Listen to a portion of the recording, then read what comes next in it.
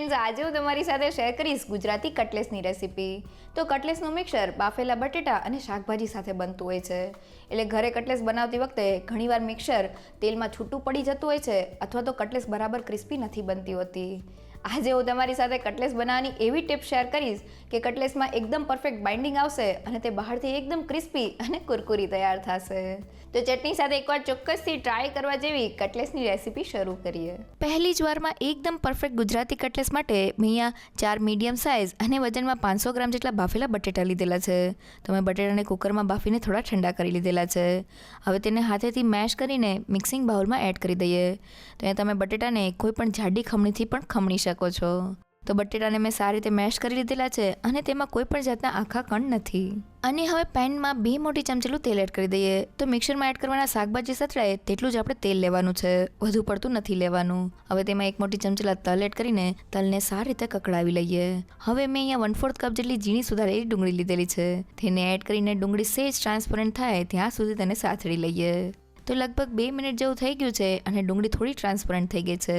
તો હવે 1 મોટી ચમચીલી લીલા મરચાંની પેસ્ટ અને 1 ચમચીલી આદુની પેસ્ટ એડ કરીને તેને સારી રીતે સાતળી લઈએ. હવે મેં થોડા શાકભાજી લીધેલા છે, જેમાં 1/4 કપ જેટલા ઝીણા સુધારેલા ગાજર, 1/4 કપ જેટલા ઝીણા સુધારેલા કેપ્સિકમ અને 1/4 કપ જેટલા લીલા વટાણાને મેં બાફીને થોડા મેશ કરી લીધેલા છે. અને હવે સ્વાદ પ્રમાણે મીઠું એડ કરીને શાકભાજીને થોડા સાતળી લઈએ. તો અહીં શાકભાજીને સાતળતી વખતે આપણે ગેસની ફ્લેમ હાઈ જ રાખવાની છે, જેથી તે થોડા સોફ્ટ થઈ જાય અને ખાતી વખતે તેનો થોડો ક્રંચ આવે.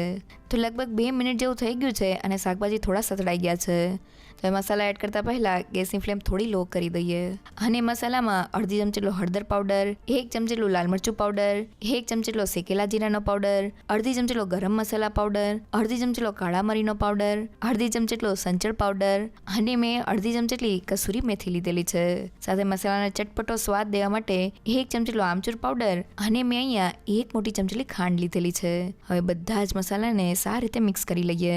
તો કટલેસના મિક્સરમાં આપણે મસાલા થોડા ચડિયાતા એડ કરવાના છે, જેથી કટલેસ સ્વાદમાં એકદમ ટેસ્ટી લાગે. તો લગભગ 1 થી 2 મિનિટમાં જ મસાલા સારી રીતે મિક્સ થઈ ગયા છે. તો એ ગેસની ફ્લેમ બંધ કરીને મિક્સરને થોડું ઠંડુ કરી લઈએ. અને હવે તેને બટેટામાં એડ કરી દઈએ. તો શાકભાજી અને બટેટા સાથે જો આપણે કટલેસનું મિક્સર તૈયાર કરશું તો તે બરાબર ક્રિસ્પી નહીં થાય અને તેમાં બાઇન્ડિંગ પણ નહીં આવે. તો મિક્સરને પરફેક્ટ બાઇન્ડિંગ આપવા માટે મેં અહીંયા 2 નંગ જેટલી સફેદ બ્રેડ લીધેલી છે. તો આ બ્રેડને મિક્સરમાં એડ કરતાં પહેલાં આ રીતના પાણીમાં ડીપ કરી લઈએ, જેથી તે થોડી સોફ્ટ થઈ જાય. અને હવે હાથની મદદથી તેનું બધું જ પાણી નીચવીને કાઢી લઈએ. તો આપણે કટલેસનું મિક્સર ડ્રાય રાખવાનું છે, એટલે બ્રેડમાં જરા પણ પાણી નથી રહેવા દેવાનું. હવે તેને મિક્સિંગ બાઉલમાં એડ કરી દઈએ. તો મેં બંને બ્રેડને એડ કરી દીધેલી છે. હવે મેં અહીંયા અડધા કપ જેટલા પલાળેલા પોહા લીધેલા છે. તો રેગ્યુલર બટેટા પોહાને મેં થોડા પાણીથી ધોઈને આ રીતના કોરા કરી લીધેલા છે. અહીંયા આપણે પોહામાં પણ પાણીનો ભાગ નથી રહેવા દેવાનો. હવે અડધા કપ જેટલા ઝીણા સુધારેલા કોથમીરના પાન અને સ્વાદ પ્રમાણે મીઠું એડ કરી દઈએ. તો આપણે શાકભાજીને સાતળવામાં પણ મીઠું એડ કરેલું છે, એટલે ધ્યાનથી એડ કરવું. બધી જ વસ્તુને એકદમ સારી રીતે મિક્સ કરી લઈએ. તો બધી વસ્તુ એકદમ સારી રીતે મિક્સ થઈ ગઈ છે અને તમે જોઈ શકો છો કે કટલેસનું મિક્સર આ રીતનું બાઇન્ડ થવા લાગ્યું છે. તો આ મિક્સર એકદમ ડ્રાય થઈને તેમાંથી ક્રિસ્પી કટલેસ તૈયાર થાય તેના માટે મેં ફક્ત 2 મોટી ચમચીટલો તપકીનો લોટ એટલે કે આરારોટ પાવડર લીધેલો છે. તમે તેની જગ્યાએ કોર્નફ્લોર કે પછી ચોખાનો લોટ પણ લઈ શકો છો. હવે તેને લોટમાં એકદમ સારી રીતે મિક્સ કરી લઈએ. તો બધી વસ્તુ મિક્સ થઈને તમે જોઈ શકો છો કે પરફેક્ટ બાઇન્ડિંગ સાથે આપણું કટલેસનું મિક્સર તૈયાર થયું છે અને તેમાં જરા પણ પાણીનો ભાગ નથી. એકવાર આ ટ્રીક સાથે તેને જરૂરથી ટ્રાય કરજો. તો આપણું કટલેસનું મિક્સર તૈયાર થઈ ગયું છે. અહીંયા મિક્સરમાં આપણે બાફેલા બટેટાને થોડી વાર ઠંડા કરી લેવાના છે, જેથી બટેટામાં જરા પણ પાણીનો ભાગ એટલે કે મોઇસ્ચર ન રહે. સાથે આપણે શાકભાજીને થોડા સાતળીને મિક્સરમાં એડ કરવાના છે, જેથી તે સોફ્ટ થઈ જાય અને ખાતી વખતે તેનો થોડો ક્રંચ આવે. સાથે કટલેસના મિક્સરમાં આપણે બાઇન્ડિંગ માટે પલાળેલી બ્રેડ એડ કરેલી છે. બ્રેડ કટલેસના મિક્સરને એકદમ સરસ બાઇન્ડ કરશે. સાથે આપણે થોડા પલાળેલા પોહા એડ કરેલા છે. અહીંયા આપણે પોહાનો પાવડર એડ નથી કરવાનો. પોહાને પલાળીને આપણે જ્યારે કટલેસના મિક્સરમાં એડ કરશું ત્યારે તે મિક્સરને એકદમ સરસ બાઇન્ડિંગ આપશે. સાથે આપણે મિક્સરમાં ફક્ત 2 મોટી ચમચીટલો તપકીનો લોટ એટલે કે આરારોટ પાવડર એડ કરેલો છે, જે મિક્સરમાં રહેલા પાણીને એબ્ઝોર્બ કરીને કટલેસને એકદમ ક્રિસ્પી તૈયાર કરશે. અને હવે કટલેસ બનાવવા થોડું મિક્સર હાથમાં લઈને તેને રાઉન્ડ શેપ આપી દઈએ. હવે બીજા હાથની મદદથી બોલને ફ્લેટ કરી દઈએ અને હવે નીચેની બાજુએ આ રીતનો વી તૈયાર કરી લઈએ અને ઉપરની બાજુએ આ રીતના થોડો ખાડો કરીને દિલ શેપ તૈયાર કરી લઈએ. તો હાર્ટ શેપ સાથે આપણી કટલેસ તૈયાર થઈ ગઈ છે. તમે તેને ઓવલ કે રાઉન્ડ શેપ પણ આપી શકો છો. હવે આ રીતના બધી જ કટલેસને શેપ આપી દઈએ. હવે કટલેસની બહાર બ્રેડ ક્રમ્સને લગાડવા માટે એક સ્લરી બનાવી લઈએ. તો મિક્સિંગ બાઉલમાં 4 મોટી ચમચી જેટલો મેંદો અને 4 મોટી ચમચી જેટલો કોર્નફ્લોર એડ કરી દઈએ. તમે આ સ્લરીને ફક્ત મેંદા સાથે પણ બનાવી શકો છો. હવે તેમાં 1 પિંચ જેટલું મીઠું અને 1 પિંચ જેટલો મરી પાવડર એડ કરી દઈએ. હવે થોડું પાણી એડ કરતા જઈને કટલેસની બહાર પતલું કોટિંગ થાય તેવી સ્લરી બનાવી લઈએ.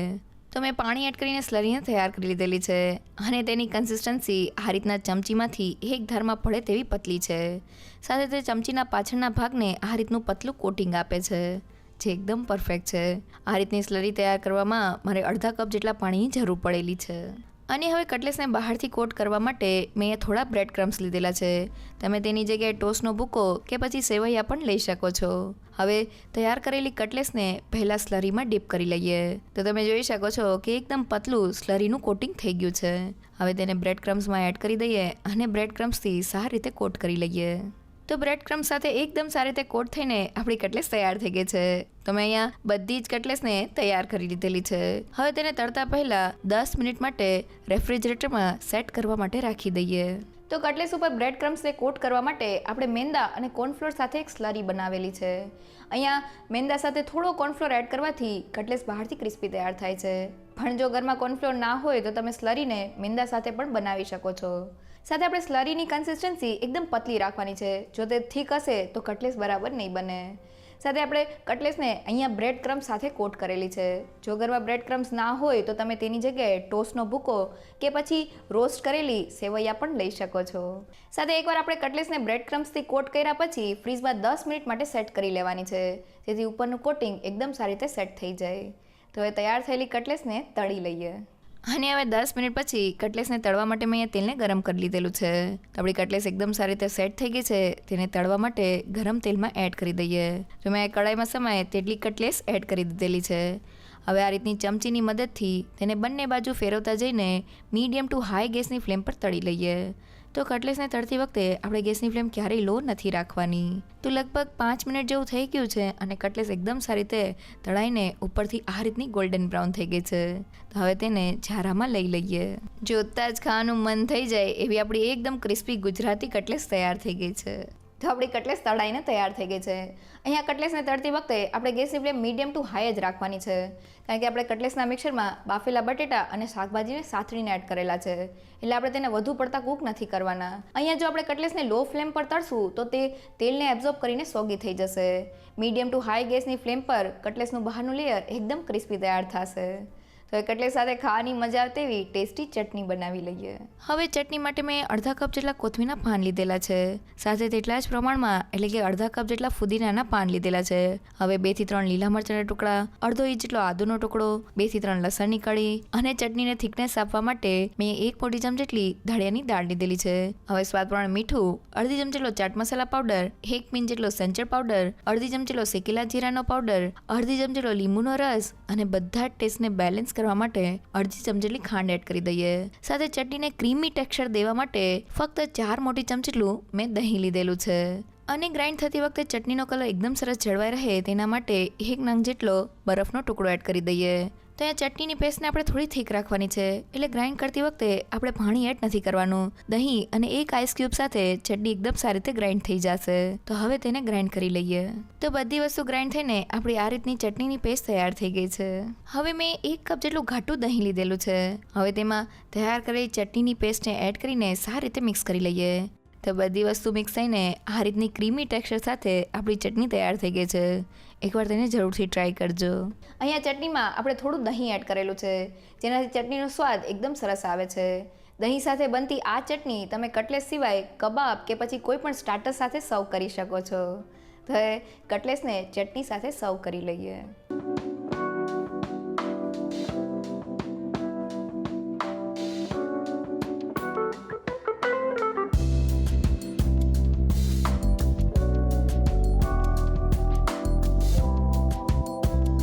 તો ગુજરાતી કટલેસ તો તમે ઘણીવાર બનાવી હશે, પણ એકવાર કટલેસ બનાવવાની આ ટિપ સાથે તેને ચોક્કસથી ટ્રાય કરવા જેવી છે.